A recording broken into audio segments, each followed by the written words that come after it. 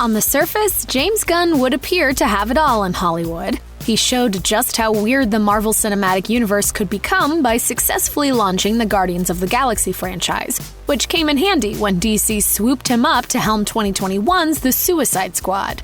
Between all of that, he still has time to bring the DC Extended Universe to HBO Max by being a writer, producer, and director for the upcoming Peacemaker series, based on John Cena's character from The Suicide Squad. It's hard to believe such a legacy was thrown into limbo a few years ago, when Gunn was temporarily fired from filming Guardians of the Galaxy Volume 3 due to insensitive tweets. In a recent piece from the New York Times, the filmmaker explains hearing about the news from Marvel Studios president Kevin Feige. Everything seemed up in the air about what he'd be able to do next, but fortunately, Warner Brothers came calling. Now, things look brighter than ever for Gunn, with an R-rated Suicide Squad movie having the full potential to be his magnum opus.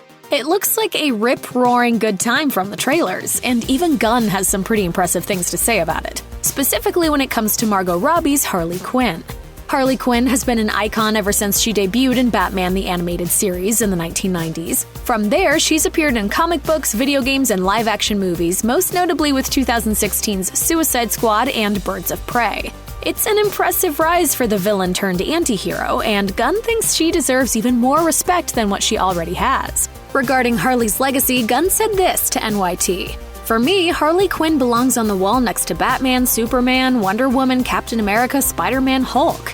It's a bold statement. All of those characters came into existence between the 1930s and 1960s. Harley arrived relatively new to the party several decades later, but few would argue about her lasting cultural impact. Gunn mentions how writing her character for the Suicide Squad was challenging in certain aspects. Most people didn't have a good handle on Star-Lord and Rocket Raccoon before they entered the MCU. Therefore, if Gunn changed anything, no one except the most dedicated of comic book readers would notice. But everyone knows who Harley is, as he explains.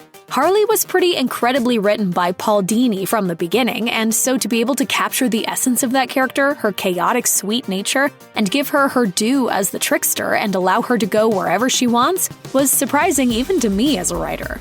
There will be people out there quick to dispute Gunn's claims about Harley's iconic status. They may counter that she's a popular Halloween costume, but putting her up against the likes of Superman is a bit of a stretch.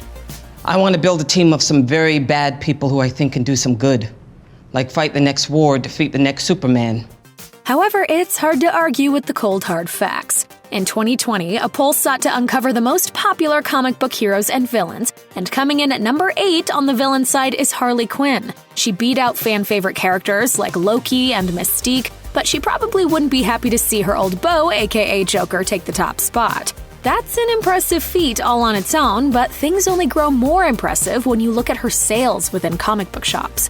Tom Bacon wrote an article for Vocal in 2016 that explained how Harley Quinn #1 was the best-selling comic book for August 2016 for either DC or Marvel. Even her second solo issue remained in the top 10 for that month. So it's clear comic book fans have no problem seeing what the chaotic anti-hero's up to off of the big screen. This success likely led to DC Comics co-publisher Jim Lee stating, "I refer to Harley Quinn as the fourth pillar in our publishing line behind Superman, Batman, and Wonder Woman."